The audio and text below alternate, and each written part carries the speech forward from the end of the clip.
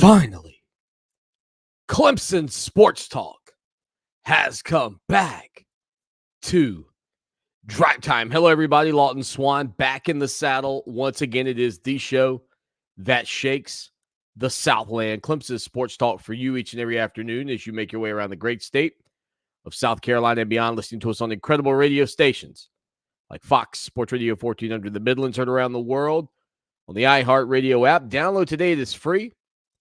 The website, put the .com on it.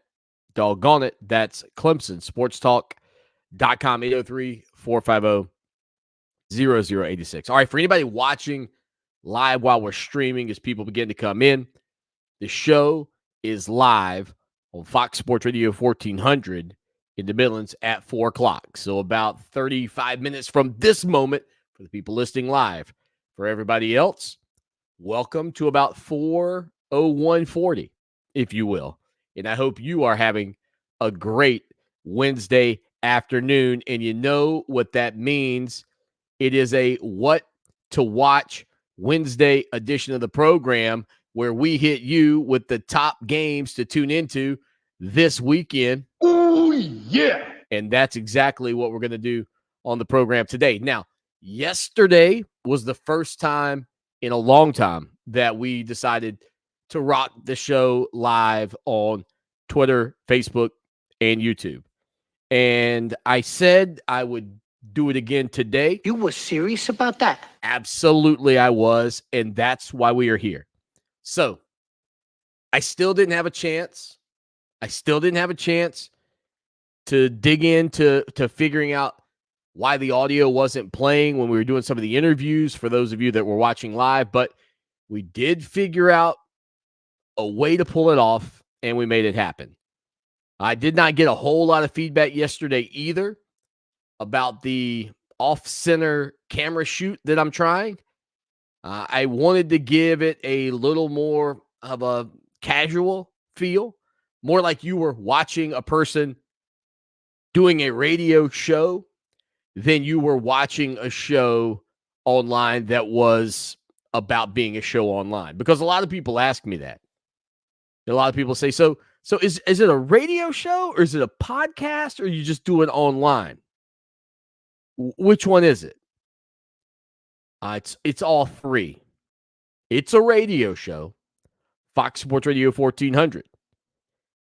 It's also available, I guess technically, it's an online show. You can listen on iHeartRadio. And you can, of course, get the podcast editions of the program. So I like to say we are where you are. How dare you fill my head with such loathsome propaganda? Facts. 803-450-0086. We'll get to our list of must-watch games here in a minute on a What to Watch Wednesday edition of the program. But the storyline around the world of college football continues to be about the saga with the Michigan Wolverines. And it is a heated debate on multiple fronts. I have been outward in my opinion. You feel free to weigh in. Matter of fact, let me do this. What are your thoughts on the Michigan situation? I'd love to hear from you on that front. But the reason I bring this up is because there are some folks out there like me who have said, hey, look, I think that the College Football Playoff Committee, and it may ultimately come down that this has to be a Big Ten decision, okay? But the College Football Playoff Committee, in my opinion, at this point, yields more power in terms of the right now consequences for your action than even the NCAA has ever had. Because in my life, watching this sport, watching college basketball, football, baseball, whatever, the consequences for your actions, the punishment for those actions often came way down the line. So much so that they were often pushed back upon because it was, well, why are you punishing these kids? These kids didn't do anything wrong. They didn't break the rules. And that was the defense for things that may, in the mind's eye of people that, wanted to keep, and boy, this feels like a very loose word we're using here with the world of college football, but like the amateurism of the sport alive. Right. And now, obviously, we've landed ourselves in the midst of not just a playoff capacity, but a transfer portal that feels like free agency, NIL deals where it feels like players are professionals. And, so there's a lot that kind of goes into this conversation. But back in the day, it was just, it felt like guys who were in college playing football. And people would say, well, you can't punish those guys. They didn't do anything wrong. They didn't know about X, Y, and Z. All right, so I will go with this take, though. I actually heard somebody today say that they felt like it was unfair to punish the Michigan players on the team today because they didn't know that this was happening. They didn't know that this was going on. And again, we're still waiting to find out if everything that it has been said is actually true. And the Big Ten, with some kind of resolution or whatever they come out with, or the NCAA, or maybe, wait for it, again, the College Football Playoff Committee. And so that really got me thinking. Okay, so if we just go at it with the thought process that Michigan, Jim Harbaugh, and company did wrong, purposefully, knowingly, everybody's in on it. Players may not have a clue this is happening. I can agree to that sentiment. I can say it's possible. Players had no clue. Some of them were probably thinking, man, how do we know so much about these teams? But it's possible that the players had no clue. So it's twofold, in my opinion. First, if we think of it like a business, we think of it like a corporation. And this is a business, but a corporation where it's a thriving company or whatever is happening. Right? Like whatever type business it is, maybe it's some kind of venture capitalist firm. And all of a sudden there's scandal at the top. Right? Now, every little person working at that company probably doesn't know about what's happening above them, doesn't have any clue that the bosses are, cooking the books and this and that and the other, whatever. I'm going to be honest. I'm not some kind of corporate criminal, so I'm not good with all the lingo that you might use in that scenario. Some of you may watch tons of movies that lead you down, that kind of vernacular where you're talking like that, whatever those terms would be. But the guys at the bottom, when that company folds up, they don't have jobs. And I understand. I understand that's different from college football. But guess what? Those individuals at that corporation chose to work where they work. Those kids, they chose to go to Michigan. Nobody forced them to go to Michigan. They made the decision. And if you work for a company who ends up having scandal at the top and you lose your job because of that scandal, well, guess what? That to me is exactly like the situation with Deion Sanders and the jewelry that was stolen while Colorado was out the Rose Bowl from the players. Deion wanted the Rose Bowl and won the NCAA to pay back the kids for the items that were lost. Are you kidding me? How about teaching them a lesson about insurance? I mean, Deion's on my television telling me about insurance. He's always telling me about Aflac and all that stuff. Well, maybe he should have told his football players, hey, guys, before we roll out to Southern California for this ball game, make sure you got some insurance on your jewelry if you're going to bring it. And if you're not going to bring it, if it's real expensive, make sure you got some insurance on your jewelry. It's practical. So if you go to this scenario, any kid that's playing at Michigan today chose to go to Michigan, willingly went to Michigan. And when you make a move like that, you accept the risk that comes along with it. I don't care if you're 18 or 19. I don't care if you just transferred in through the portal. You accept the risk when you go to a business, a job, a program that the people above you, like when you met with Jim Harbaugh, you chose to go there for a reason. You believed in him, you trusted him, whatever those circumstances were. And maybe you shouldn't have. But the College Football Playoff Committee, and Tim chimes in today, listening to us in Rossville, Georgia. He says Michigan deserves some type of punishment. And he says it's still on his bucket list to get a chance to meet Dabo Swanny. Yeah, there should be some type of punishment. And here's the thing. If the NCAA won't do anything about it, then the College Football Playoff Committee, I hope, and they have said, and I know I disagree with it, they have said that that's not their capacity. Their capacity is to put the best teams on the field. But if your belief is that you are going to take away from these Michigan players that didn't know anything about it, just like it's been in the past when things have been, consequences have been handing out or punishments have been handed out several years down the line.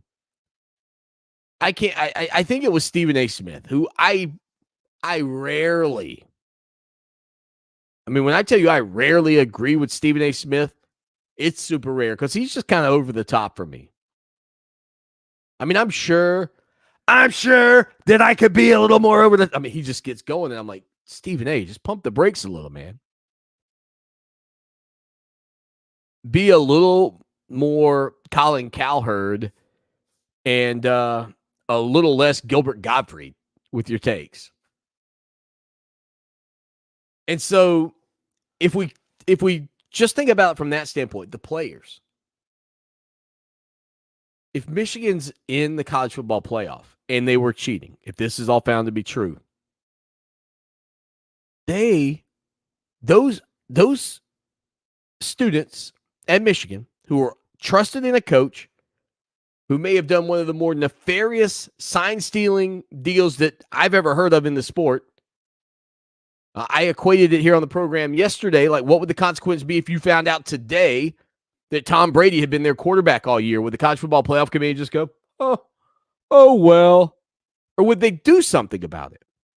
So if you know that they did something, and if you find out that it is, in fact, what is said to have happened, which was that Michigan had an undercover op, really, a former military guy who was either going in advanced scouting team signals and filming with cameras or cell phones, or buying tickets and having other people there to do the same and gathering that information and creating charts to help Michigan know what plays were coming defensively, then to me, if all of that comes out to be accurate, it's no different than playing a player that's ineligible. And if you play a player that's ineligible, you wouldn't be able to be in the college football playoff. To me, those things are not exactly the same, but they are similar enough that the consequence should result in the same thing. But the kids didn't know. The kids didn't know. What about the kids from, say, Alabama, if they're left out because Michigan is in? Those kids weren't even at a school that was doing the thing. But now they're the ones that have a consequence, because the true punishment for this is being left out of the college football playoff. And if you don't have the intestinal fortitude if this is all found to be true, to leave Michigan out, if you don't have the intestinal fortitude to do that, then you are by default leaving out other kids, other student athletes across the country who were not involved in that, who didn't even choose to go to the school where the coach, again, may have, I'm going to say may, I don't know that he did know, where the coach may have known that this was going on and took advantage of it to win football games. So I think the last student athletes that the College Football Playoff Committee, that the NCAA, that you should be worrying about are the student athletes that chose to go under the guidance and leadership of Jim Harbaugh. Those should be the last student athletes that you should be thinking about in these moments if this is indeed a Michigan issue that was known by their coaching staff. If it's all found to be true, of all the student athletes in college football, the ones you should be worried about how they are affected by it are the kids at Michigan, in my opinion, because they chose to work at the place they work. They made the decision, just like people do when they go and they jump on at some big corporate job where they think they're going to make a ton of money, and then all of a sudden the whole thing collapses because somebody at the top was doing something wrong. You don't just automatically keep your job at the company once it's folded up, once everything's gone, busted and gone under. So to me, when everything you make is risk reward. And if Jim Harbaugh knew about this, those kids, when they entrusted their future with him at Michigan, they put at risk, whether knowingly or unknowingly, does not matter, that in a situation where Michigan is caught doing something nefarious, they have to also face the consequence. And it is what it is. Brandon chimes in. He says, that's so Big Ten. They always have scandals. Didn't the Iowa quarterback get caught betting on games? I have to look. There was some bet, but I think some of those players, was that Iowa? Somewhere, one of those, it was like a couple of schools actually in one of those states all got kind of rung up in that stuff. I'd have to double check that, Brandon, but I don't have it on the docket today, so I can't remember exactly. And Edwards says, were there other teams involved in the sign stealing, or is it just Michigan? Well, in the capacity of sending somebody 2 games to film and do all of that, as far as I am aware, Edward, it was just Michigan. Now, there are conversations right now and people talking about how perhaps other Big Ten teams were sharing signs, back channel, I guess, of maybe even Michigan's plays. But to me, that feels more like Michigan saying, it's like whataboutism. Well, what about them? What about what they were doing? Well, if you knew, Michigan, that those other schools were already doing that, why weren't you willing to come out and jump in front of it? Why did you allow it to get to this point? Yeah, but what about them? What about them? Whataboutism to me from Michigan at this point, because they're caught red-handed if indeed this stuff is true. All right, quick break. We'll come back with more right here on a Wednesday edition of the show that shakes the Southland. What's up, everybody on Facebook? Man, Twitter, YouTube, wherever you are. Hey, hit the ring-a-ding bell, whatever you call it, wherever you are watching it, so that you get notified when we go live. And like I said yesterday, we are going to do as much of the show as we can today live. I don't necessarily love it. It seems hotter, honestly, when I'm doing it like this, just in general. But Got to upload the file to iHeart.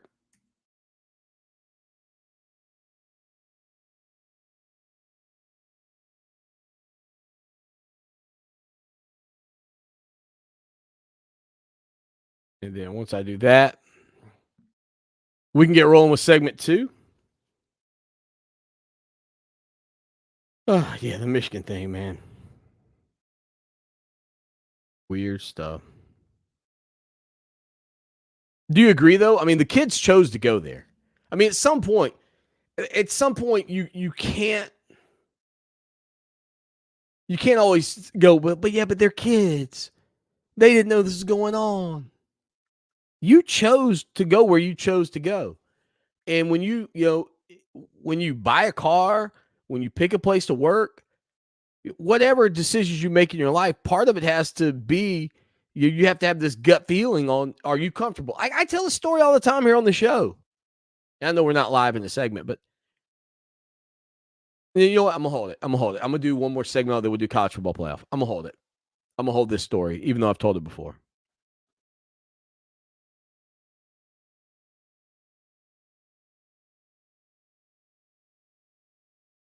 I didn't even look back at yesterday's show to see how it came out doing it like this. Honestly.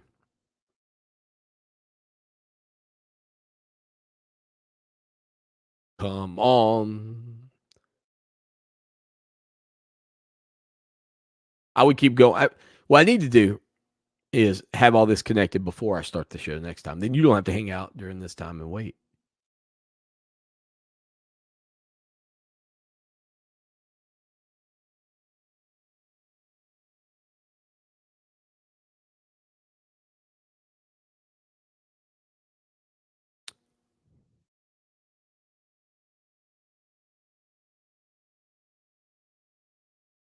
It's on me.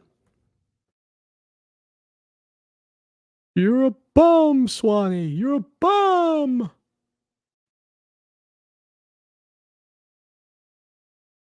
Section.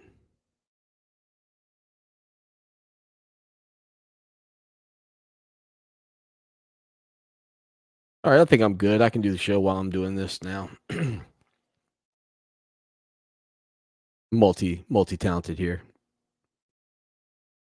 I saw my man Morgan Thomas doing his show on 105 The Roar last night live, which pretty cool to see him. I helped him get some of that set up. I wanted to go to a 2-camera shoot, though. I think it'd look better. Split the screen, get him and Al on there at once. But anyway. Let's see. All right, here we go. 11/8/23 _ segment 2. Back at it, the show that shakes the Southland on a Wednesday. 803-450-0086. Text line and phone line always available to you. Thank you to everybody hanging out and watching the show over on YouTube, Twitter, and Facebook. There we go. So I got them all in. All right. We're talking about Michigan. And there's a couple of other things I want to get to real fast on this front. Like, I think that the kids have to be held accountable because when you meet somebody, you just kind of know. Remember in the movie, It's a Wonderful Life, when, oh man, what was dude's name? I know Jimmy Stewart. What was his character? Let me throw this in the Google machine. Somebody's probably yelling it already. But anyway, Jimmy Stewart name, It's a Wonderful Life. Oh, George, right? Was it George? Yeah, George. There we go. George Bailey. All right. So when George, I'm glad I remembered it. Didn't have to, I mean, I did end up seeing it, but I got it before it came up. But George, meets with Mr. Potter. His uncle lost all that money, handed it to Mr. Potter. Spoiler alert.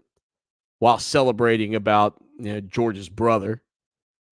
And so George is down on his luck, needs money, and Potter offers him like $20,000 a year to work for him.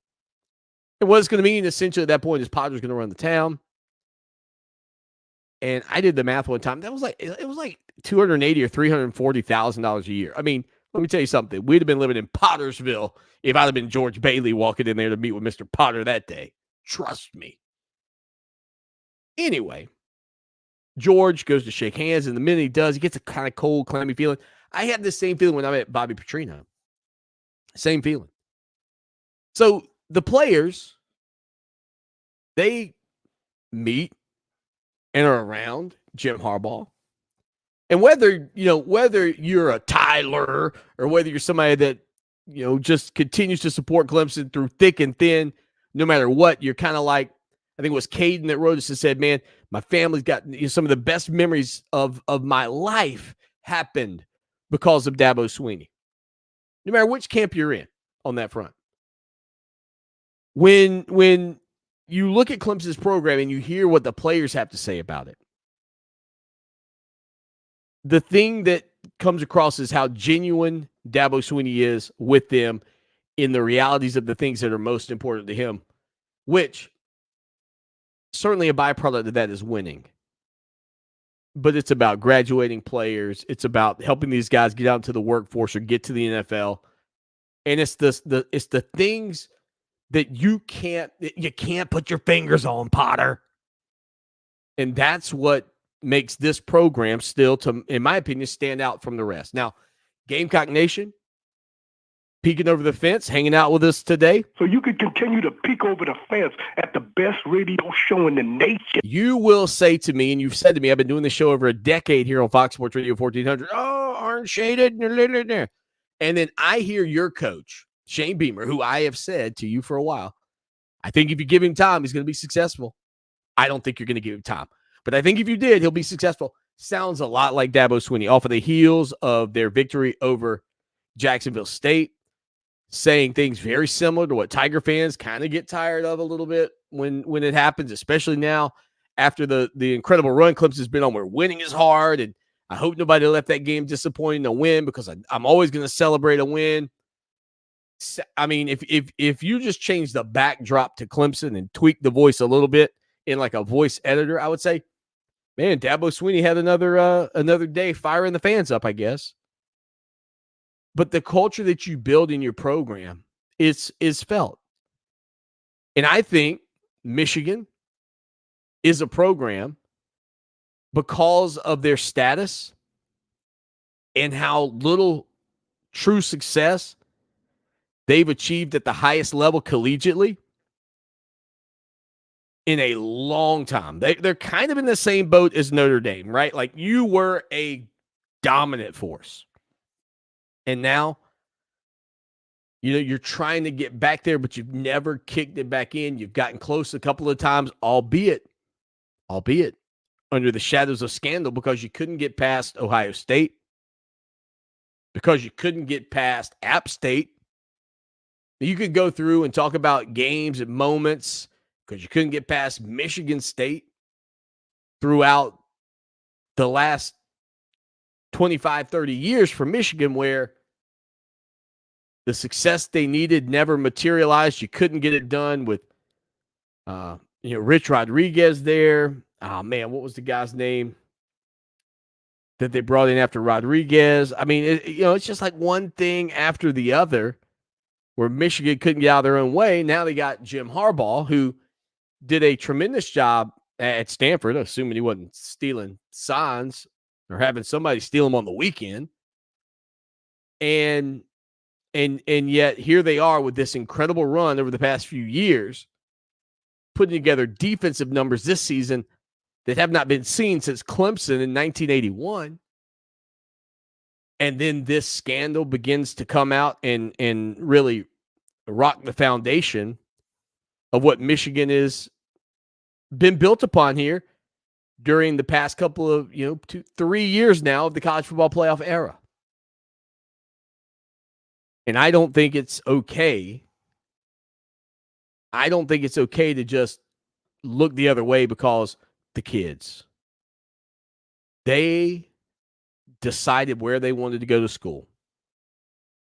They made that choice. Craig chimes into the program. He says, if this is true, there must be consequences. There are too few consequences these days, and we need to set a standard for these young people. True. Brandon says, yeah, see, that will teach kids about making the right decision and picking some of these colleges. Appreciate both of you guys chiming in again. If you're watching, share it on your Facebook, Twitter, wherever. Ring the little bell so that you can be a part of the show anytime we go live. I'd love to get over 1,000 subscribers on YouTube and over 1,000 on TikTok. We're doing really good on TikTok, man. The other day I got on there, we'd grown like 40 new followers, so I was excited about that. Want to continue to keep that growing. Again, it is a What to Watch Wednesday edition. We'll get to that at the top of the hour in hour number 2 because it is guest-free, more of me, some of you, but nobody else going to be a part of it, just us. Maybe that's what we're looking for with Michigan, a little just us, right? A little justice on that front. Now, when we come back, MJ Morris in an interesting move out of NC State. We'll touch on it right here on the show that shakes the Southland. Oof. Went over by 12 seconds. So what does that mean? Swanny. Well, that means I just go in the magic of radio. Bum, bum, bum, bum. And I will get rid of some of these old,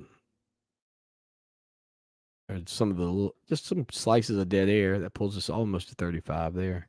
This and that's a long and. My ands look like ums. I can spot a Dabo Swinney from a mile away. Trust your eyes, people. Save as. Okay, cool.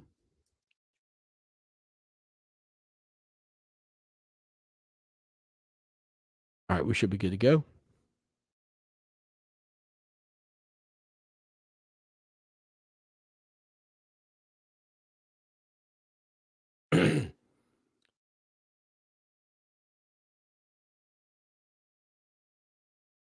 Clemson Sports Talk, the show that shakes the Southland. Brandon, Craig, Edward, Tim, and others hanging out with us live as we roll along on the social media platform of Facebook, YouTube, and Twitter. I'm not calling it X. I can't even do it. I don't even know. Wait, a repost? A repost? I mean, it was bad enough when Coke rebranded to New Coke. Remember what a flop that was? And then all of a sudden, you come in there and go, we're not going to call this thing Twitter anymore. We're going to call this thing X. Forget you, pal. Thanks for nothing. Not this guy. I'd call it Twix before I'd call it X. I'm going to continue to call it Twitter. And for some reason, even the logo on my website changed, and I'm blaming Elon Musk for that. So I can't control that. But anyway, I digress. Back to the lecture at hand. MJ Morris. Did you see this story? Interesting stuff. So MJ Morris, who played for NC State a year ago, and then when they got Brennan Armstrong to come in from Virginia, Morris's plan this year was going to be to redshirt for a season. And then what he was going to do from that point was, I assume, come back next year and be the starting quarterback for the Wolfpack. Well, things didn't go as planned with Brennan Armstrong. And hey, Dave Duran didn't consult with me. Because if Dave Duran had consulted with me, I would have told him from what I saw for Brennan Armstrong a year ago as the quarterback at Virginia in Tony Elliott's first season, that the dude had a noodle for an arm. The irony in his name being Armstrong and what I saw, oh, man. I tell you what, that dude looked like he needed Tommy John surgery or something. I mean, he could not throw the football. Anyway, so MJ Morris has decided that he will not play the rest of the season and will take a red shirt, but will not leave the Wolfpack. And initially what some people thought was, oh man, this guy, and he still could leave. I mean, there's no, just because somebody says you're not leaving doesn't mean you're not leaving, right? You can pretty much go at any time in this world of college football free agency in which we live. But there is a chance that MJ Morris could, if you think about what we've talked about here on the program, Dabo Swinney mentioning it. That's hard to say. Dabo Swinney saying this during his press conference yesterday. Of course, players can play in a bowl game. NC State is currently bowl eligible at 6-3. So I would believe, and I did not see anything that said, oh, he's hurt, but his goal is to preserve this year and redshirt. And he had 3 victories in 4 starts, including beating Clemson and Miami. You could argue that it wasn't necessarily because of his stellar play either that they won, especially that game against Clemson, which I think we're all very familiar with. But I think the bigger point would be, in some respects, that he's trying to preserve a year. And if he does decide he wants to play in the bowl game, whatever bowl game NC State gets to, based off of my understanding of the rule, because it's a postseason game, he could still come back and play another game. So for everybody, up in arms, I can't believe this kid's leaving. What's he doing? His teammates. Let's not forget a couple of things. One, the coaching staff went out and brought in another guy initially anyway. So loyalty, right? Can't really hold his feet to that same fire after that. But it doesn't sound like he's actually leaving. And I do think that he'll be able to play in a couple of ball games in the bowl game based off of my understanding of the new rule in the world of college football. So just kind of to put a big bow on that. Current starting quarterback for North Carolina State, MJ Morris, is going to redshirt the rest of this season. As I understand it, he would be available in a bowl game. And I'm assuming the Wolfpack are just going to hand things over at this point back to Armstrong. I don't think Armstrong is out, but they are already bowl eligible. They got a matchup coming up this weekend, 2:00 on the CW. Find out if it's on our What to Watch Wednesday list as I flash that up for you real quick, as quickly as I can. We'll read that to you here in a minute. That NC State Wake Forest game, of course, on the CW. Then they'll face Virginia Tech on the road, 3:30 on the ACC network next weekend. And of course, they wrap up the regular season with their in-state rivals facing off with the North Carolina Tar Heels on the 25th. As for the Atlantic Coast Conference standings, Florida State sits on top with a berth to the ACC Championship secure. They are 9-0, 7-0. College football playoff rankings came out yesterday. We'll give you that in the bottom half of hour number 1 as well. Louisville comes in 8-1 overall, 5-1. Jeff Brom, Coach of the Year, not in the ACC. That's probably a foregone conclusion. In America, at this point, probably so. Georgia Tech is third. They are 4-2 in the league, 5-4 overall. That's who Clemson's hooking up with this weekend, folks. Don't forget it. Duke checks in 3-2, 6-3. North Carolina's 3-2, 7-2. Boston College is also 3-2, 6-3, along with NC State with the same record. Virginia Tech's 3-2, 4-5 though overall. Miami 2-3, 6-3. Clemson 2-4, 5-4. Pittsburgh, West Virginia are both 1-4, 2-7. Wake Forest is 1-5, 4-5. And Syracuse, Dino's got to be done, right? Got to be done. 0-5 in the league, 4-5 overall. Quick break. We'll come back. We'll put a bow on hour number 1 with the college football playoff rankings next. Bum, bum. Bum, bum, bum, bum. What's up? What's up? Hit that follow. WCW. The great CW. I didn't mind the CW Not performance. What's it called?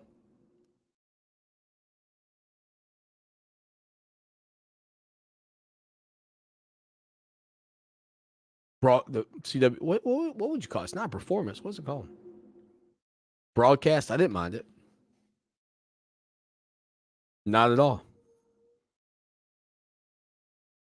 Hit that share, hit that like, hit that subscribe.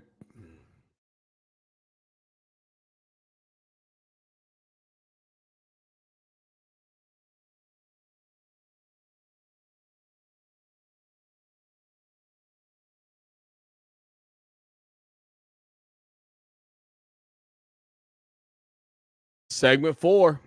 All right, show should be live on Fox Sports Radio 1400 right now. Check it.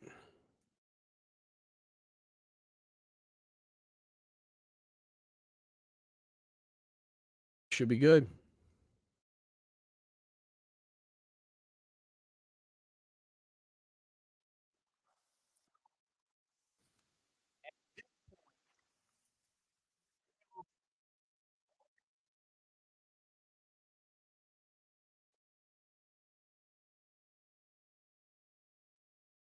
That guy's voice just has handsome written all over it. I'm just telling you what. All right. All right. All right, real quick. Let's see.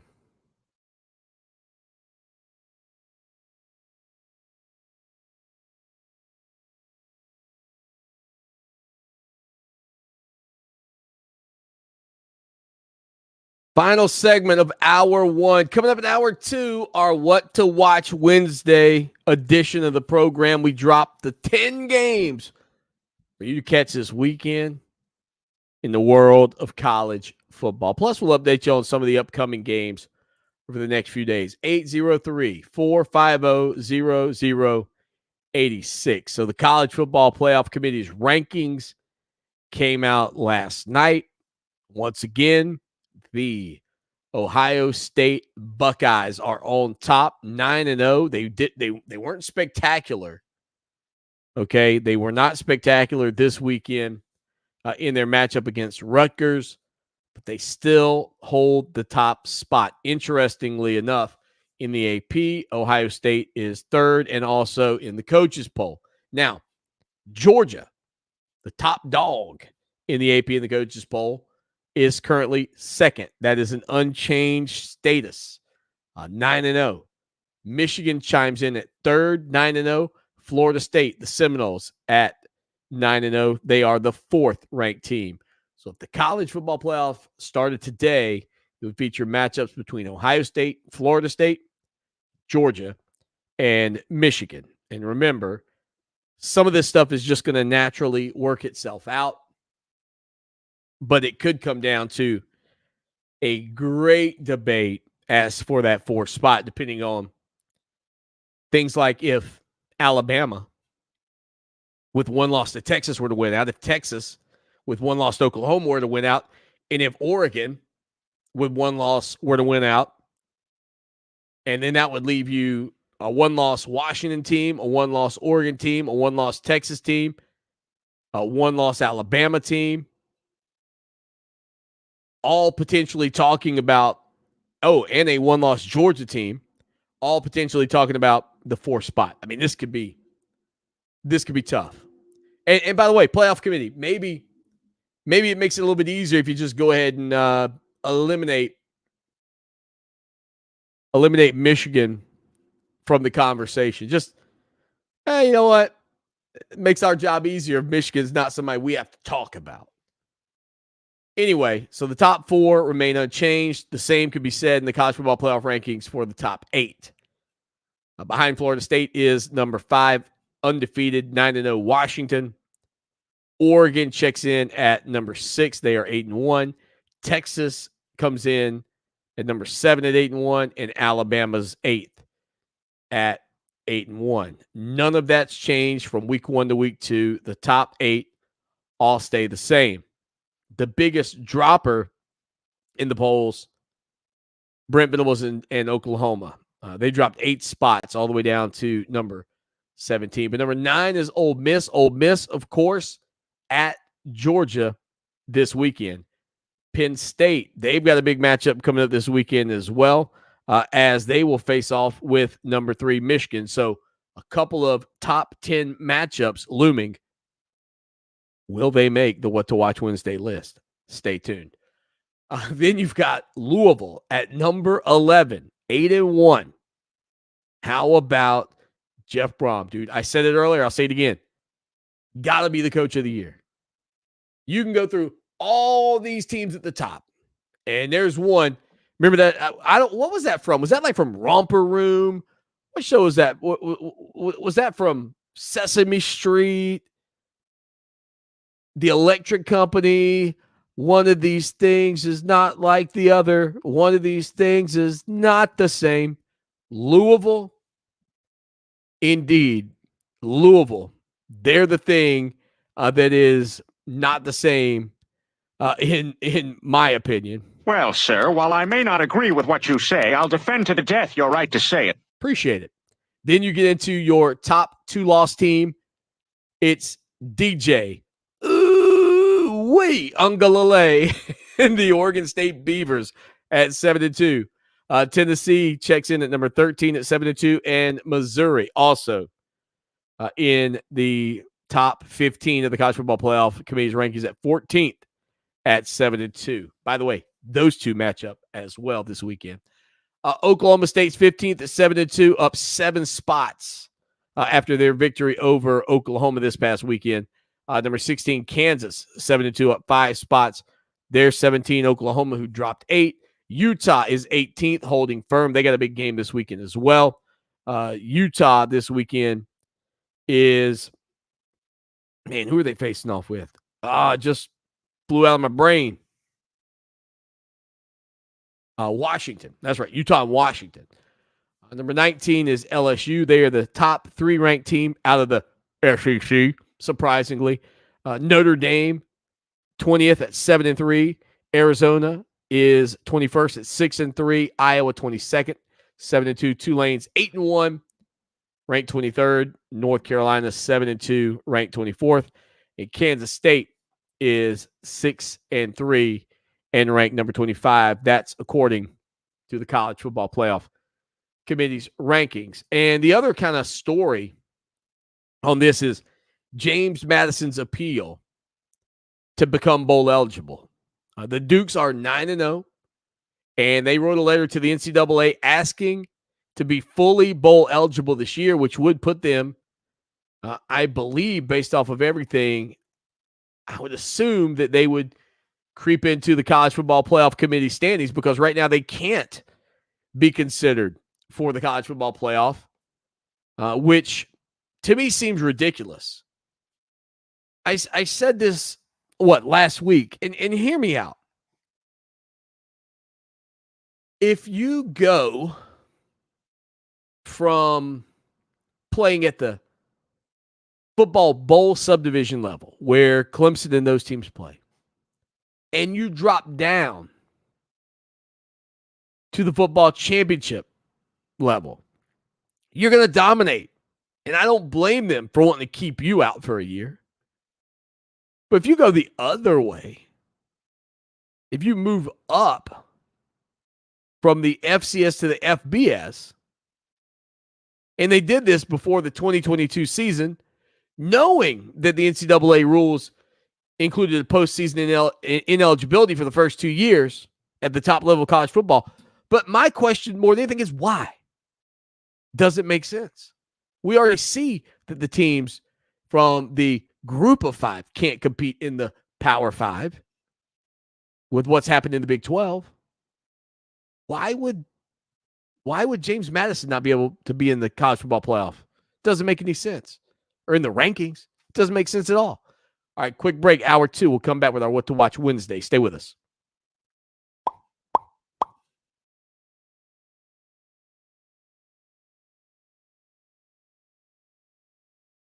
Terry, that's a good point. It is. It is.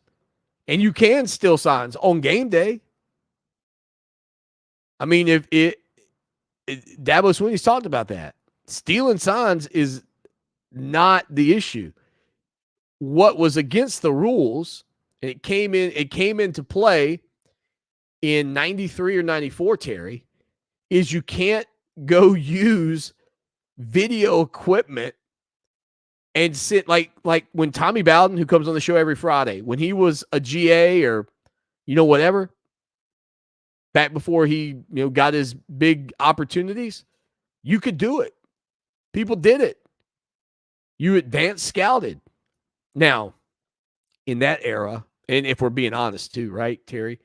In that era, you weren't just filming it with your cell phone or whatever. Can you imagine how big remember those camcorders back in the day? I'm not even sure if they would have been allowed in the stadium with a camcorder back then. So it probably wasn't nearly what what we're talking about happening now, where everybody's rolling in the stadium with a high-powered video device. And if you say, well, yeah, but my phone can't record, but so long, Swanny, before it fills up. Dude, you think if Michigan's in on this, that guy can't be sitting there with a couple of the top-notch iPhones? You think they can't drop 10 grand? That joker could roll in with about 10 cell phones in his pocket. I mean, that's the difference. It's not about trying to steal signs. I mean, if you're at first base and you're the first base coach and this is pick out a good one, that's not very good advanced scouting. People are going to figure it out pretty quickly. But if we're talking about going, filming, coming back, breaking it down, having a sheet on the sidelines, signaling in the adjustments, that's a huge advantage. Huge. And Deion Sanders, let me tell you, Deion was like, well, you still have to stop him. Dude, I understand he's the head coach at Colorado. He is also a guy that won 2 coin flips in the postseason or in overtime this year and chose to go first on offense. So I'll leave it there. And I love Deion Sanders. Like he's arguably my favorite player in the history of the NFL. History of the NFL. So if I'm saying that, you know. I don't disagree with the sentiment that the goal is to figure out and steal signs. But you have to do it on game day, and you have to do it by the rules. It can't be advanced scouted.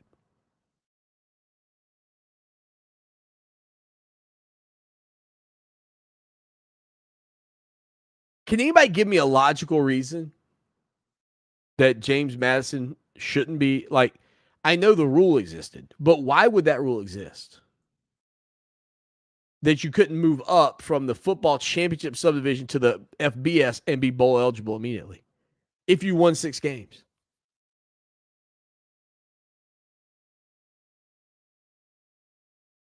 That I would love to hear. All right, got to upload, or not upload. I got to load in 2 segments, then we'll get going.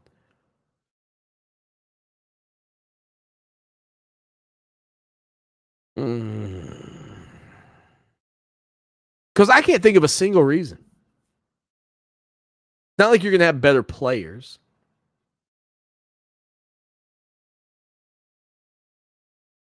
So it shouldn't be that, oh, well, we were worried that they might get a spot in the college football playoff by being the highest ranked FBS team, group of 5 FBS team.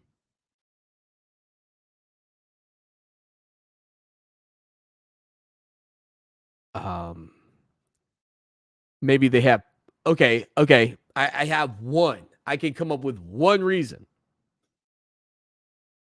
I'm going to give you all a minute to think of it, but I've got one.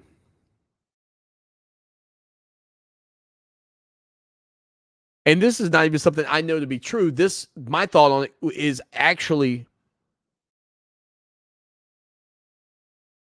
probably just me being a little bit biased about what I know or think I know.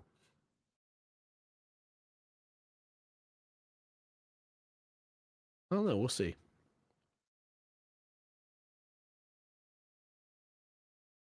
Share the show. Put it on your Facebook. Retweet it. helps bring more people in. I'm gonna try to do this daily. I know I said earlier I don't love doing it. I don't love it as much as I like doing it regular, but I do like the interaction with you guys. As long as y'all don't mind seeing this part. That's what I mean. Because this is one of the reasons I don't do it. Because I'm normally sitting here like, okay, 11/8/23 _ segment 5. That audio in there. Let's see. Move to the end. Make sure those files are uploaded. They're good. We're good. All right. Let's see if anybody came up with a good reason. Cash. I love it. You guys rock. All right, we're gonna get to that. All right, here we go. Here we go. You know what? Just for fun, let's do a fade in. Quick one though.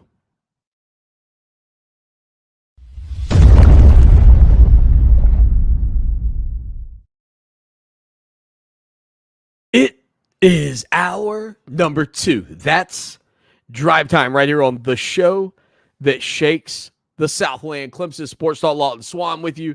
803-450-0086. I have in my hands the list of must-watch games this weekend. We will get to that on a What to Watch Wednesday. But I posed the question before the break, and I asked the committed viewers on YouTube, Twitter, and Facebook, what reason would James Madison not be eligible for the postseason? And I know it was the rule, okay? I know it was the rule. But they are coming from the football championship subdivision. Wasn't that called Division II at one point? Isn't that what you called that back in the day? The football championship subdivision, where they had a postseason for years, like a 16-team playoff. And they went up from there to the group of 5, which means they're playing tougher opponents. The one thing I came up with, well, and I'll give you what some other people said. Death Valley Tiger said cash, Swanny. It's all about making sure they don't get the money. Okay. We don't want to share the money with you yet. You have to be up here for a couple of years. That makes a lot of sense. And Edward said the same thing. Money on bowl games. James Madison might not draw big. I don't know. But I thought about players who are eligible. Because if you can't qualify to go to maybe some Power 5 schools, and you can't qualify to go to some FB or some group of 5 schools, you might be able to qualify to go play at some of these football championship subdivision schools. And the fear, especially maybe in the transfer portal era, that's a Freudian slip, era of college football might be that these guys might have some really talented players that just couldn't cut the mustard academically. And we don't want to be caught up in that hubbub and get beat early on by these guys. But they're now 9-0. Death Valley said it was 1A before. Look that up, Death Valley Tiger. Give me a recap on that. I remember that when I was a kid. I don't even know what year it switched, but I know I was glad it did because I hated trying to keep up with that as a kid. It was way, way too confusing. Anyway, we do have our What to Watch Wednesday edition of the program here. 10 games. I line them up. You knock them down over the weekend. And we do give you reminders the remaining, the rest of the week. Now, because I don't do it until Wednesday, we always miss what games are coming up on Tuesday. And there were 3 last night. Ball State beat Northern Illinois 20-17. Western Michigan topped Central Michigan 38-28. And Ohio beat Buffalo 20-10. Tonight, Miami of Ohio hosts Akron at 7 o'clock, on ESPNU. Kent State hosts Bowling Green at 7 o'clock on the CBS Sports Network. And Toledo hosts Eastern Michigan at 7:30 on ESPN2. Now, none of those count towards our Saturday slate on the What to Watch Wednesday edition. Tomorrow, number 11, Louisville, 7:30 on ESPN, hosts Tony Elliott and the Virginia Cavaliers. And then at 7:30 on ESPNU tomorrow, Louisiana, the Raging Cajuns, hosting Southern Miss. A couple of Friday night games as well. SMU hosts North Texas at 9 o'clock on ESPN2 Friday night. UNLV hosts the Cowboys of Wyoming at 10:45 on FS1. As for your Saturday slate, the 10 games to tune into and why. Out of the gates, noon. I've got 3 in that window. Only one, in my opinion, is overly significant because of what it deals with the college football playoff. That's number 3, Michigan, heading into Mount Nittany, Happy Valley to face off with number 10, Penn State. That's a noon kickoff on Fox. Kudos to Fox, and I know we're a Fox Sports radio station, but kudos to Fox for what they have achieved with this noon window matchup, giving you a high-quality game almost every week. Almost every week, that game is a jam-up matchup at noon. And honestly, it's rare that any other network matches that. The 3:30 windows also been enhanced by Fox, trying to go head-to-head with the SEC. And I'll say this too. I love what NBC's done on the off weeks where Notre Dame doesn't have a night game with their partnership with the Big Ten. More on that in a minute. Anyway, implications for the college football playoff through the roof. Lots of outside pressure sort of surrounding the Michigan Wolverines. If they've done advanced scouting on Penn State and utilized filming and this, that, and the other by now, and you haven't changed your signs yet or figured out a way to fix it, and you're facing Michigan, shame on you. Which I think opens up the belief in the mind's eye of a lot of people that Michigan is now more vulnerable if they are truly guilty of all this than they've been. And Penn State obviously is the best team that they have faced since these allegations have come to light. That's a noon kickoff, Beaver Stadium. Also at noon, bowl eligibility, or at least the ability to go to a bowl, still on the line for the South Carolina Gamecocks. They'll host Vanderbilt. That's a noon kickoff on the SEC network. Not going to be an overly attractive game. Not going to be one that I'm going to suggest you necessarily tune into, because your Tigers are also playing, and they are in this window as well and going to be a part of our What to Watch Wednesday. But at least keep one eye on what's happening with South Carolina, like I did last week watching Jacksonville State and South Carolina face off while Clemson was in front of me in Death Valley. Because the tenor of the conversations around the future of Shane Beamer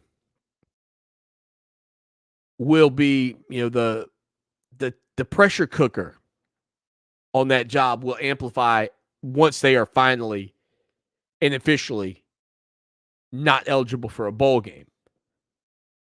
Now they've got this matchup against Vandy, which again, when I was looking at South Carolina's slate of games over the final few weeks of the season, there was a point where I thought, well, maybe Clemson was one of their easier games. Now, that seems to have turned with the way Clemson played last weekend.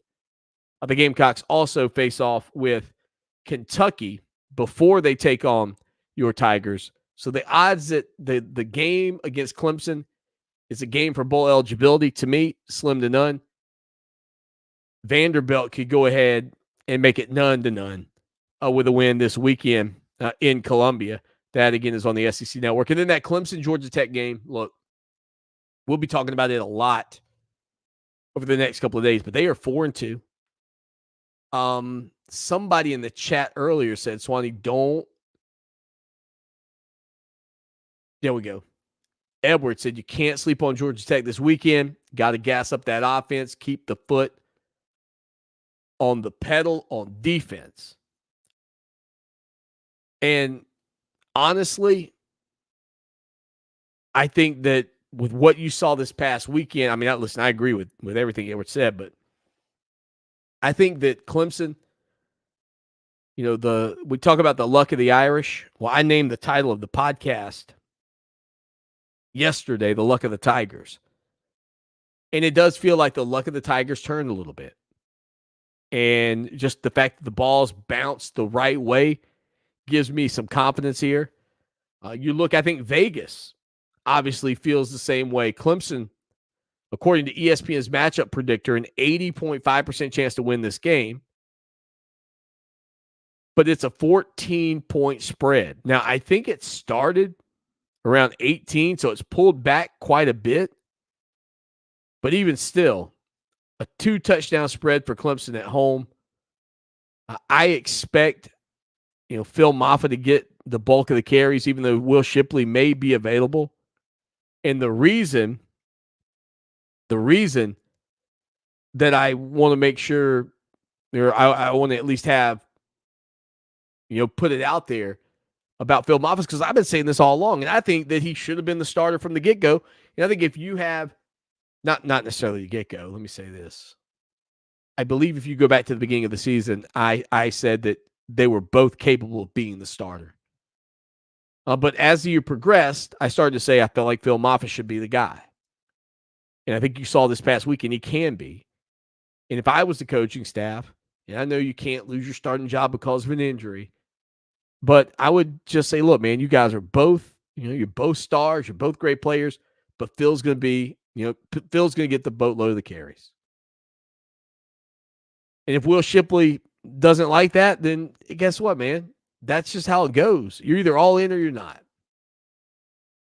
Those are my 3 games in that noon window. And again, it was slim pickings. Alabama's at Kentucky. You could also watch that one, but I don't think anybody really believes the Wildcats are going to, press the Crimson Tide. That's on ESPN. Texas Tech at Kansas is interesting simply because of Kansas and the fact that they're a 16th ranked team. And I think Lance Leipold, the head coach there, has definitely gotten not just fans in Lawrence excited about it, but I think there's a lot more buzz around Kansas. You probably have to go back to when Mangino was coaching there. You remember that season where Kansas made a run towards the college, I guess it was the BCS. And I want to say they got beat by, was it Missouri? I remember that would have been played. That game was played, no doubt. Let's see. 2005 or 7. I'm thinking 05. Now I got to look. I don't think it was 2003. 2003, Clemson and South Carolina. I don't feel like that was the 63-17 game. 2005, Kansas football. Let's see. What was their record? The 2005 Jayhawks was not 05. Must have been 07. Or was that 03? God, it could not have been 03. There it is. 07. 07. So November the 24th, they were undefeated playing against Missouri at Arrowhead Stadium. They were ranked number 2 in the country. They lost 36-28. I didn't watch that game, but as I was driving out from the Clemson, South Carolina game, there were people watching it at their tailgate at the time. And I can remember kind of as we're passing people, seeing that game on and thinking, man, Kansas has a chance to get into the BCS championship. If they win that game, they're in the BCS championship. They were number 2 in the country, undefeated. Mark Mangino. But this is the most excitement they've had since then, I think. No doubt about it. 803-450-0086. You want to give us a call, leave a message, you can. We'd love to hear from you. Let's see. Death Valley Tiger hit me back about James Madison. I asked the question earlier. He says, James Madison remained a Division III program through 1978 before awarding scholarships and moving to Division II in 79 and Division I AA, which is now FCS, in 1980. So, yeah, that's called 1 AA. And big boy college football, FBS, is just 1A. So glad we fixed that. Esley said, Swanny, did you notice that Phil Maffa allowed the offensive line to set up before he ran last week? Much more patient. Different scheme, though. Different scheme. In the way they were blocking it up. It probably looked to a lot of people more like the old James Davis, C.J. Spiller days of running the football because of that zone scheme that they used. And I'm actually really looking forward to Friday to getting more insight into that from Tommy Bowden, just to see how much, and the bigger question for me, and I'm going to ask Coach this, is why would something like that take so long to adjust to? That's the bigger concern. Like, why did it take that long for Clemson to go, oh, you know what? Maybe if we went with a zone blocking scheme, we'd do a little bit better rushing the football. To me, that's a 28-7 Duke game fix, not a 4-4 game fix. That's just me. But I'm, again, winless as a head coach. And also undefeated. Let's see. Cam says, I'm late here, but it makes absolutely no sense for James Madison to not be allowed to play in a bowl game. Who's benefiting from the not being allowed? Some 5-7 team that's academically eligible? Dog, man. I need like a little rim shot. The best thing I got is like, You are correct, sir. Yeah. That's all I've got. Oh man, great stuff from the chat today. Make sure you get in the chat and hang out with us. All right, that's 3 games. We got 7 to go. I got to squeeze some in here. We're not going to get them done in the top half of hour number 2. All right, 3:30 window. Fox again delivering top 18 matchup. Utah at number 5 Washington. College football playoff implications, obviously a big part of the reason that one's on my list of what to watch Wednesday ball games. But maybe more importantly, when you look at it, the way Washington has been playing since beating since beating Oregon, they felt a little bit vulnerable. They have. And Utah feels like one of those teams, even on the road at Husky Stadium, that's not going to be overly affected or impacted by the crowd and the environment. They've been in big-time games. They should be ready for this. They shouldn't be intimidated by the Huskies, and that might be a bad thing for Washington. Again, that is a 3:30 kickoff on Fox. And, of course, Michael Penix Jr., the left-handed quarterback for the Huskies, is arguably the front runner for the Heisman Trophy right now. 225 of 324, 3,201 yards passing, 26 touchdowns, and 7 interceptions on the season. All right, another game real quick. We got, how long do we got? About a minute, 1 minute. So got to be fast here. I'll make it easy. 3:30 window. Miami at number 4, Florida State. Mario Cristobal, after all the positive momentum of beating Clemson, that's gone. Shouldn't have beat Clemson. Hot seat alert already for Cristobal in year 2. Dan Radakovich, the athletic director. Their fans have got to be frustrated. They expected a lot more. They look like a bad coached team, a poorly coached team. They are on the road at Florida State. I don't see them winning this ball game. The Seminoles are number 4 in the country. That game's on ABC at 3:30. So get that one out of the way, just simply because it's Miami, Florida State. And ironically, where the pressure should be on Florida State, to me, it feels like it's probably on the Hurricanes in having a second poor season under Cristobal. They are currently 6-3. If they drop to 6-4, fans will be frustrated. Quick break. We'll come back with more right after this. Woohoo! Oh, man.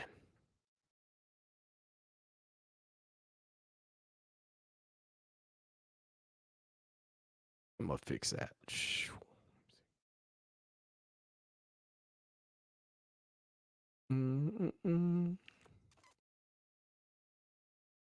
If they drop to 6-4, fans will be under Cristobal. They are currently 6 poor season under Mario Cristobal there. If they drop to 6-4, man, their fans are going to be hot and bothered. All right, quick break. We'll come back. We'll give you our final 6 games on our What to Watch Wednesday edition of the program. That's better.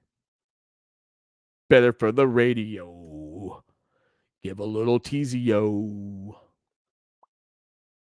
Ooh, perfect. Right at 22.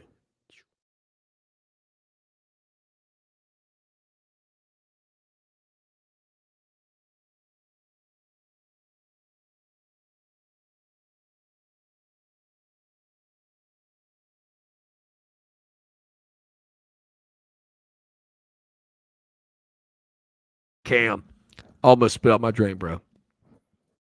Almost spilled my drink. That's great. Cam said, you could definitely lose your job due to injury these days. This isn't amateur ball anymore. Oh, man. Cameron off the top rope.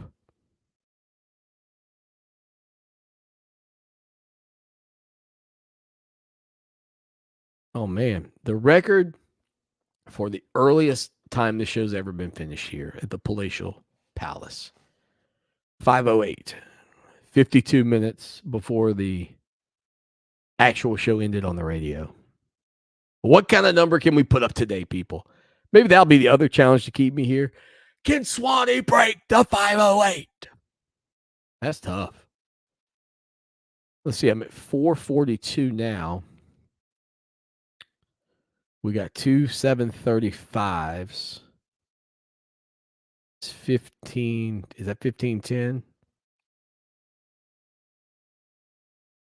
Add that in. Another 7. Yeah, I mean, it's tough. I got a shot at it today, folks. We got a shot to rewrite the history books. Boom. Got to put this 20-minute segment in first, so I'll feel comfortable once that's done.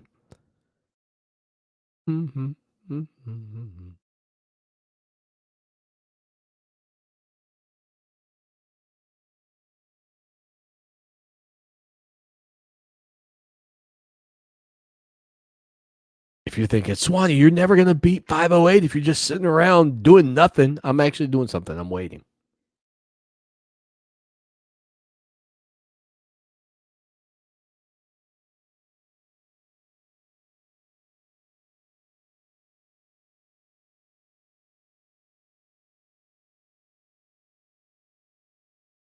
There it is. Good.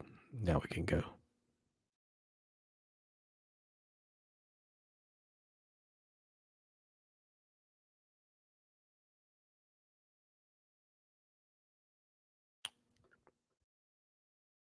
It's another What to Watch Wednesday edition of the show that shakes the Southland. Clemson Sports Talk, 803-450-0086. Cam chimes into the program, answers a question I asked earlier. He says, you can definitely lose your job due to injury these days, Swanny.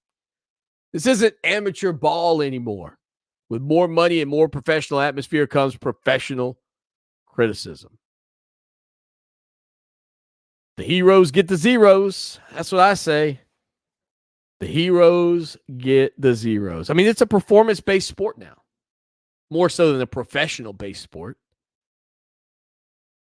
I mean, it is what it is. That's where we are.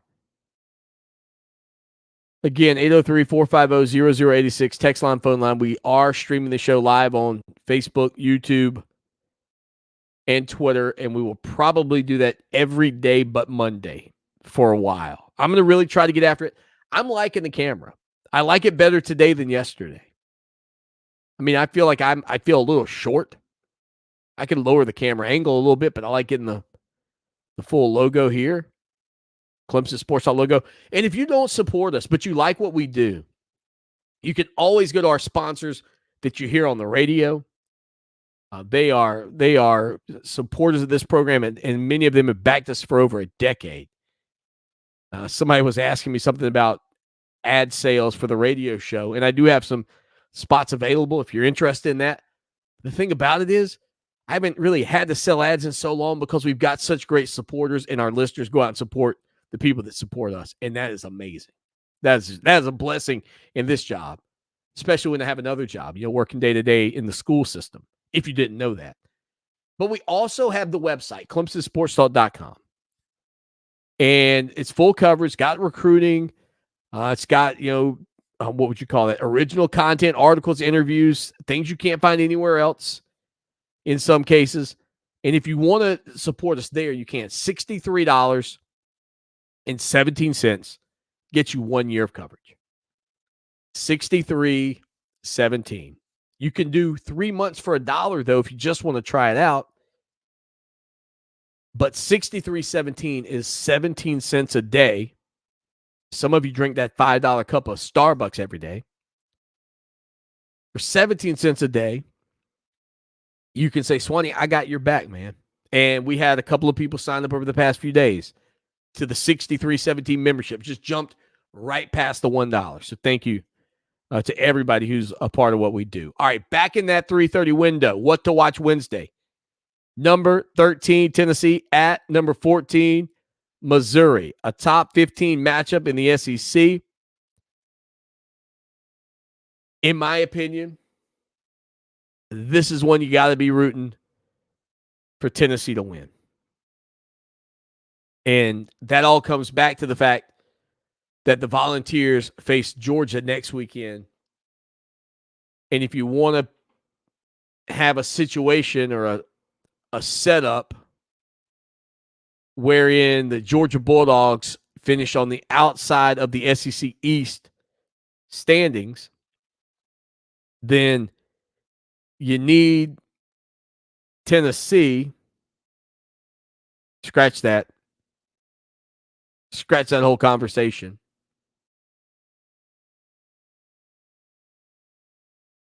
You needed Missouri last week. For whatever reason, why did I think Tennessee? Hold on, let me check something here. Did Georgia already lock it up? Did I miss that?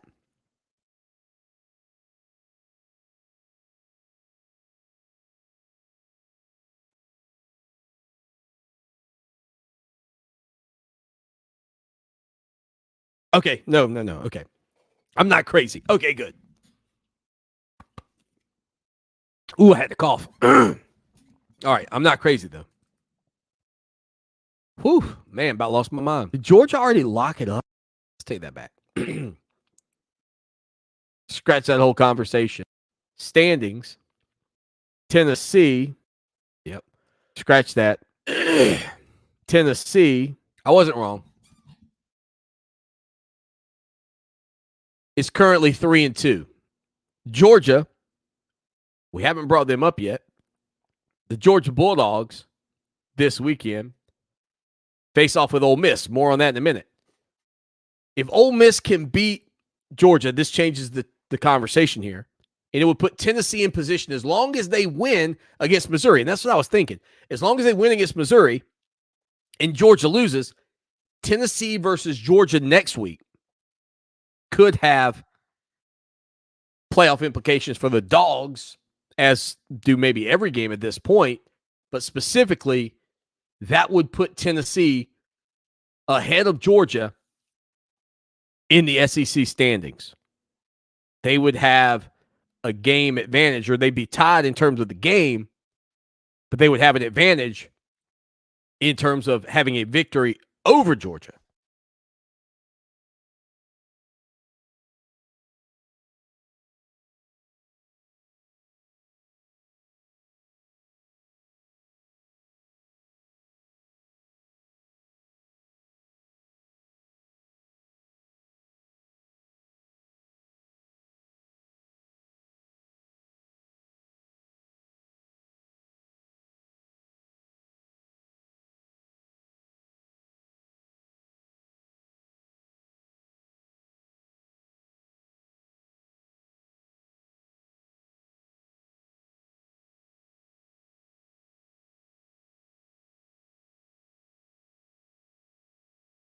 All right, there we go. Ooh, had a cough. In terms of having a victory over Georgia. And so that's the reason that I was thinking, because Missouri, if they win, Georgia essentially is going to make it into the SEC championship, regardless of the outcome of their game against Ole Miss, which we haven't gotten to yet.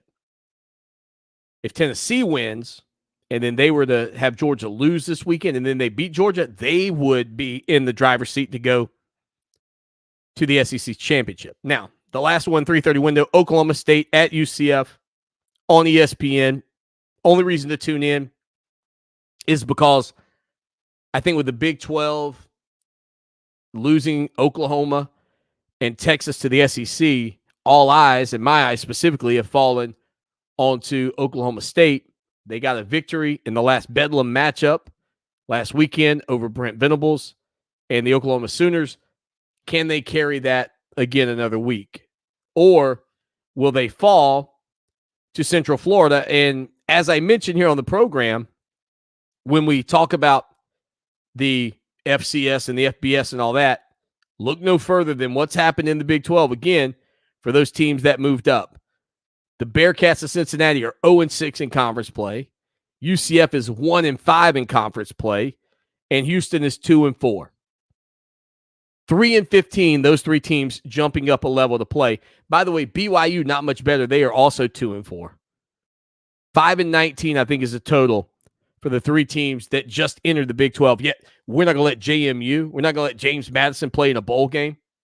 Doesn't make any sense. Those teams from the group of five can't even compete in year one in the Power Five. So that's a look at the 3:30 window. 7 o'clock, Ole Miss, Georgia. I just told you the why, because if Ole Miss wins, Georgia's game against Tennessee next weekend is significant. The Dogs will face their biggest challenge of the year. Lane Kiffin, man, he's a live wire. This guy will do anything. You have no idea. Tailback triple passes. I mean, it could get loose in the Classic City on ESPN at 7 o'clock, and I'm there for it all. Not to mention that even with Georgia, being the back-to-back national champions minus Brock Bowers, that certainly changes the tenor of who they are. And they got pressed a little bit this past weekend by Missouri, like I thought they would, and they'll get pressed even more, I believe, this week by Ole Miss. All right, quick break. We will do we got a couple of things here. Our final two games in the What to Watch Wednesday. Plus, did you see Caleb Williams this weekend? Did you see what happened to him during the game? If not, I'll tell you about it right after this. Woof. That cough about took me down, people. Could y'all hear me when I coughed, or was that muted?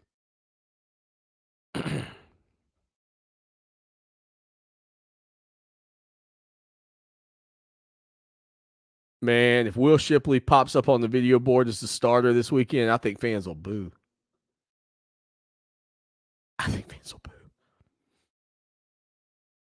But I don't think Shipley, even so, given the injury, I mean, Moffitt can start this week, and they can say, you know what, we weren't sure about Shipley, so we just went with Moffitt. Both of them are going to play. You can hear how that goes.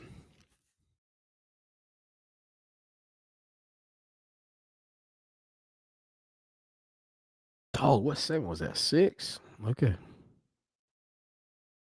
Yeah, I got There's another reason to not like to do it live. The coughs.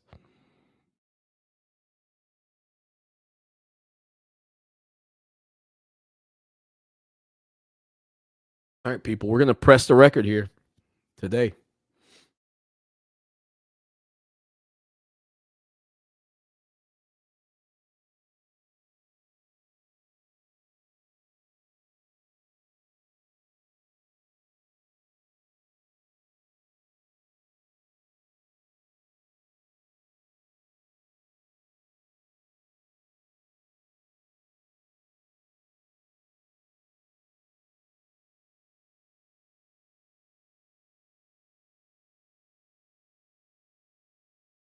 It's the People Show, Clemson Sports Talk right here on Fox Sports Radio, 1400 the Midlands, around the world on the iHeartRadio app. I have a confession to make. I listened to a hint of Christmas music this morning. I love the holiday season. Some people say, you can't do that, Swanny. Well, what happened was I was riding to work, and they said, don't forget the holiday, traditions and all these channels are on your Sirius XM dial. And I went in and changed out a couple.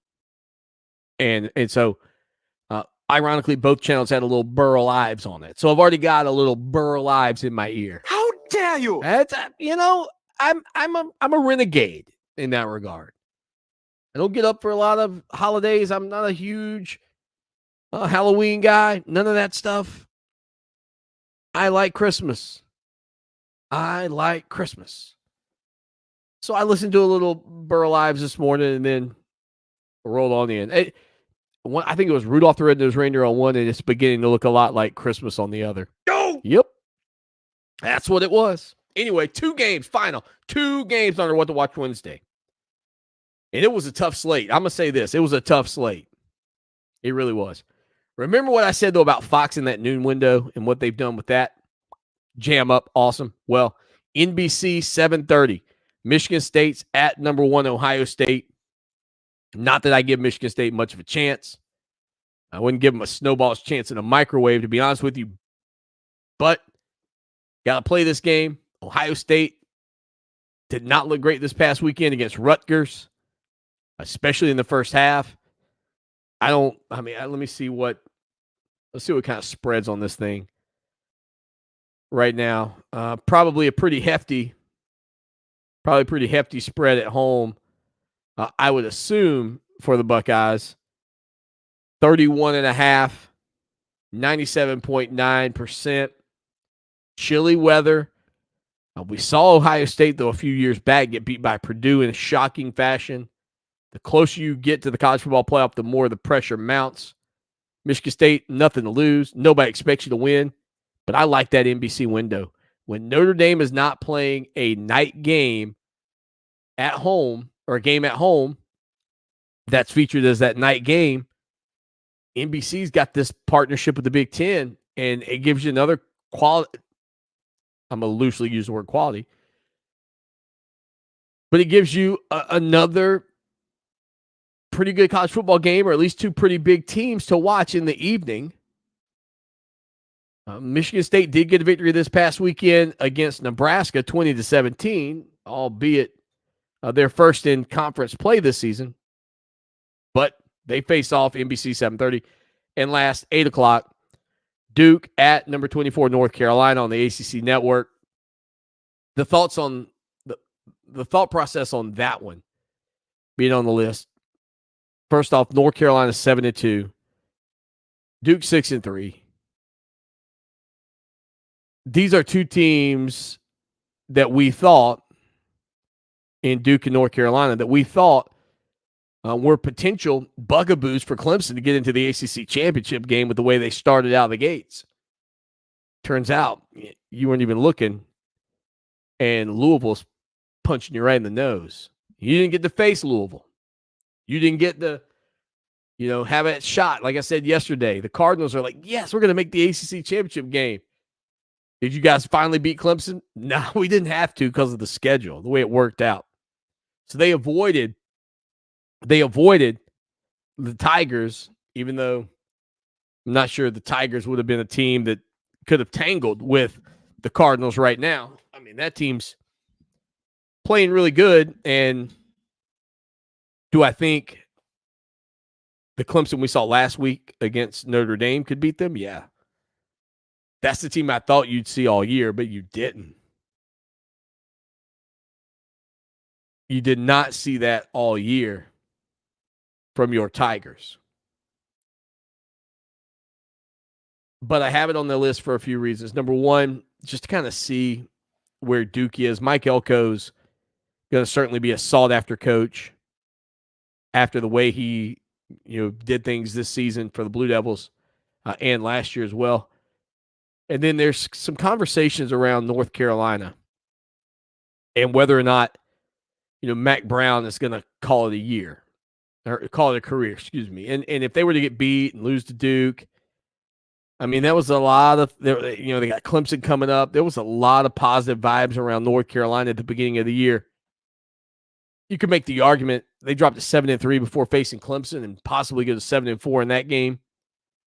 That's a fan base that'll say, man, has Father Time passed by our head coach? And have they already, quote unquote, peaked in his second tenure in Chapel Hill? 803-450-0086. All right, final thing here in this segment, then we'll get you into the final segment of the program. Did you see Caleb Williams this weekend crying in his mom's arms? So I know he's the Heisman Trophy winner.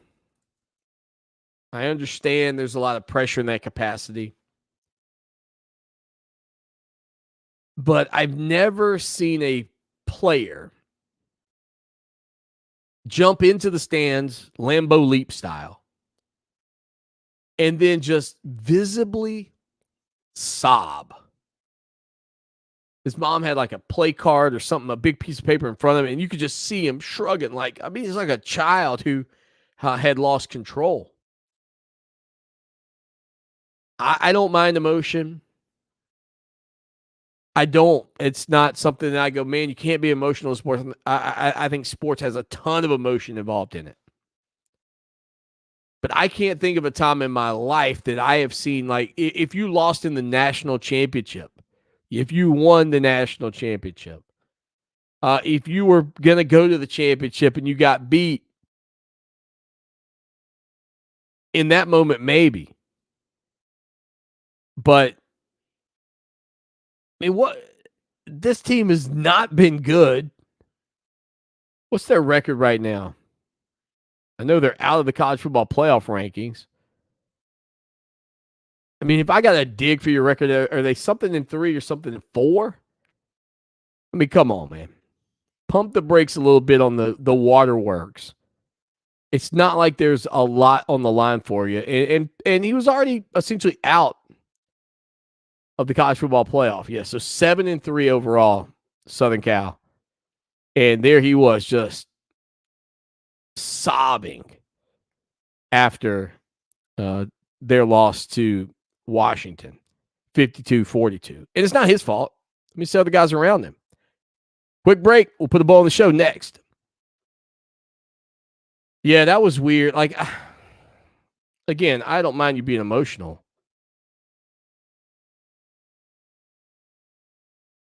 But he jumped up in the stands like, I don't know. You ever seen like a child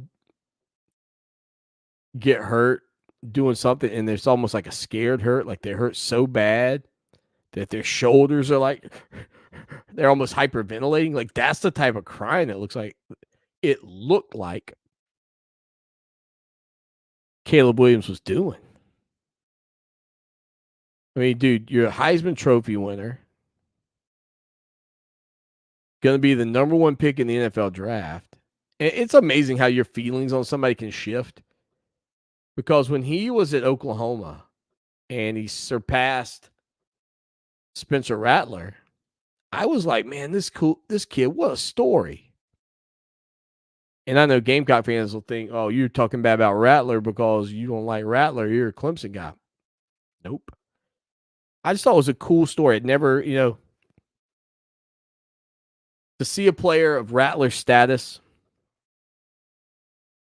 come into the year, kind of a Heisman Trophy conversation vibe around him, not deliver. Young guy comes in, delivers, turns the excitement. I mean, it would be Kelly Bryant never had legitimate Heisman hype behind him. There might have been some orange-shaded fans that would say, oh, yeah, Kelly Bryant for Heisman. Rattler was the presumptive Heisman winner, number one pick, like all those things. And he just wasn't cutting it. Caleb Williams came in, was just killing it. It was kind of like, oh, man, that is amazing. And then my whole feeling about him shifted the second Lincoln Riley left to go to Southern Cal, and he left with him.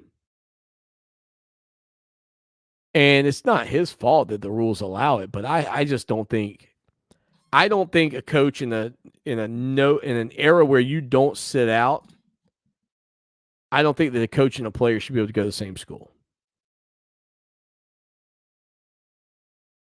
You want to go somewhere else, not sit out, that's fine. You want to go with your coach, you have to sit a year. Like, I would make it a consequence to try to keep people from doing it. To me, that would make sense. You just have it be a consequence. The other one that I think you could do is say you can't, if we're going to allow people to have NIL money when they transfer, then I think they should have to sit out. Or if you're not going to have them sit out in that scenario, only the scenario where you go with your coach, like a tiered structure. Did you follow your coach to the new school? Yes. Sorry, you sit out a year.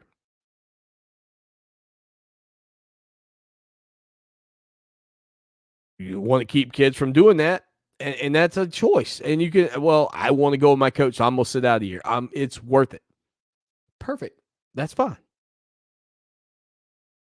A tiered structure. The other thing, like I said a long time ago, I hadn't brought this up in a while, but make it where you can't collect NIL until your second year on the campus.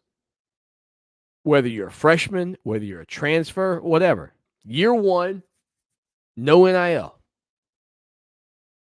You have to establish your name, image, and likeness. Why is that important, Swanny? I don't know. Buying recruits with offers that you can't stand behind?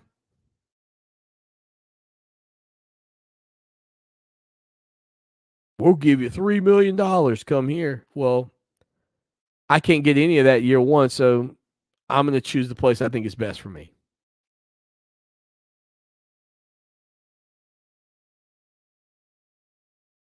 What's going on, Ruth?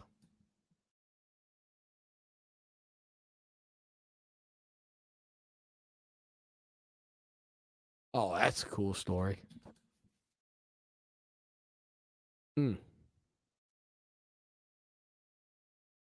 I appreciate you sharing that one.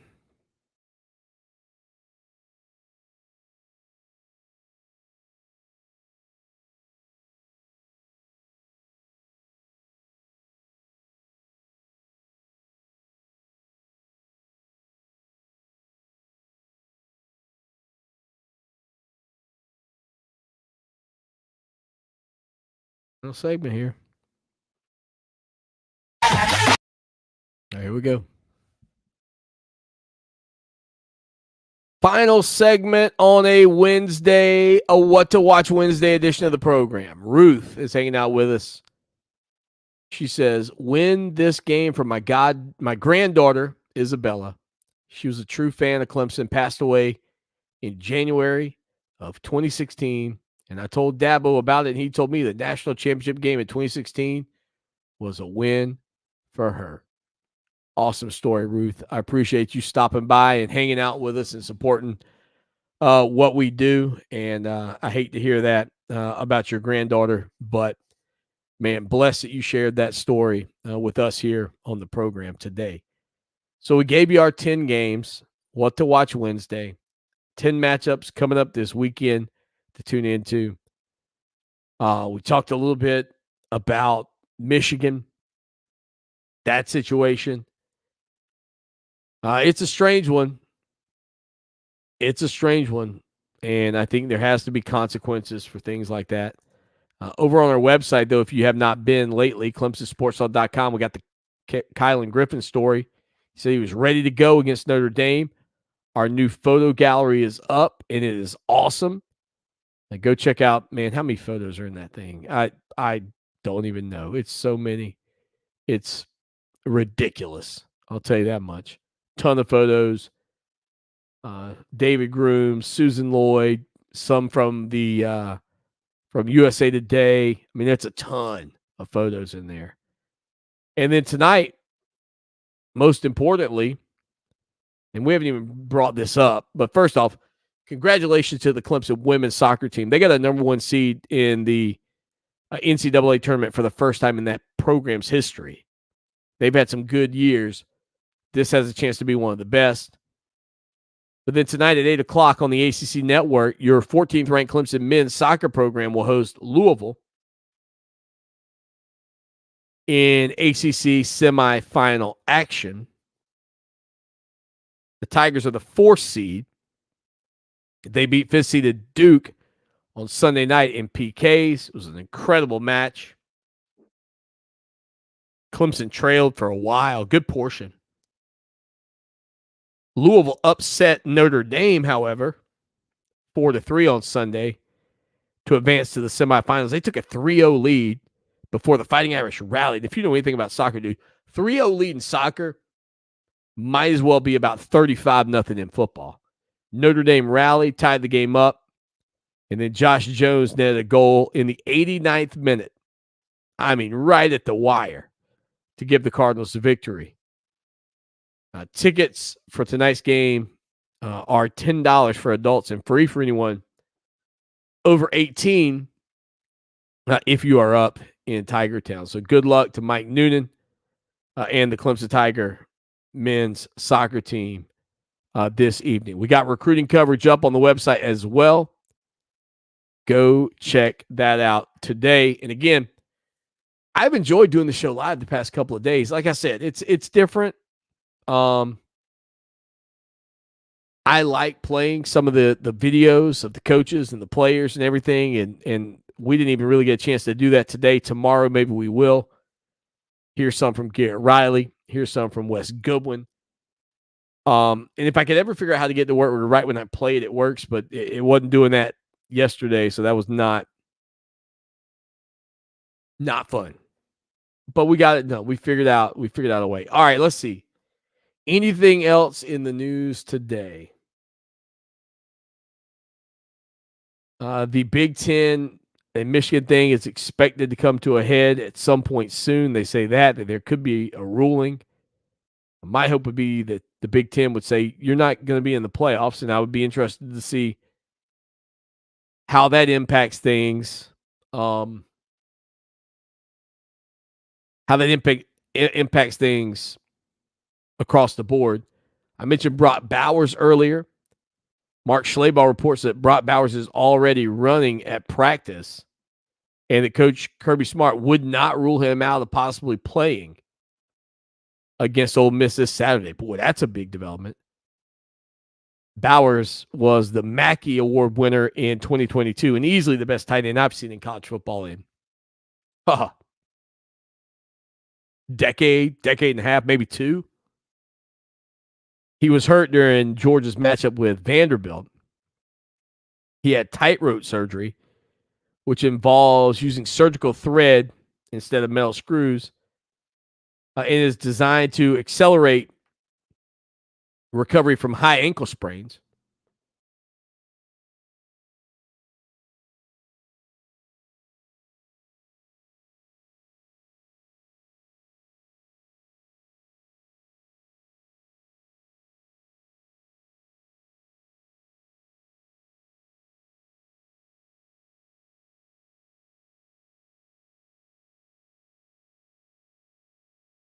Kirby.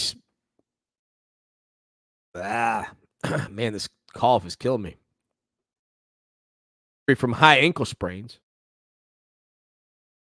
Kirby Smart said, I think there's a lot of markers he's got to hit. He's working towards that. And I've never seen a person work as hard as he's worked to try to get an opportunity for himself. And here's the rub on this. Dude doesn't need to play another down at Georgia. Does not. I mean, he is going to be taken early in the NFL draft. CBS Sports put out an NFL mock draft, I guess, yesterday. And you've got a guy like Brock Bowers going off the board at 13th to Washington. Dude's a quick pick easily in the NFL draft. But he's trying to get back to play and maybe help Georgia to a record-setting third consecutive national title. All right, we got to get out of here. We'll be back tomorrow at 4 o'clock. Until then, as always, y'all take care now. And go Tigers! All right, well, 5:16. See, 8 minutes over, people. It's going to be tough to break that 5:08 because I did the 5:08 when I wasn't doing the show streaming with you guys and cutting up with y'all during the breaks. So 5:08 is going to be, I don't know. We'll see if we ever beat it.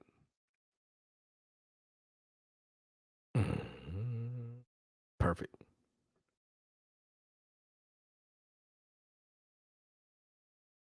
All right, listen, I'll say it again. The website is over here. If you like what we're doing, come support us. 17 cents a day. It's $63.17 for a year.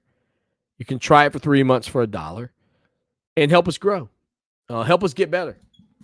And the more people that give and support, the better our quality of the content can be. Heck, I could get to the point where we got somebody else that's running the show instead of, this guy right here, the one I'm looking at. All right, we'll talk to you tomorrow. Till then, as always, y'all take care and go Tigers.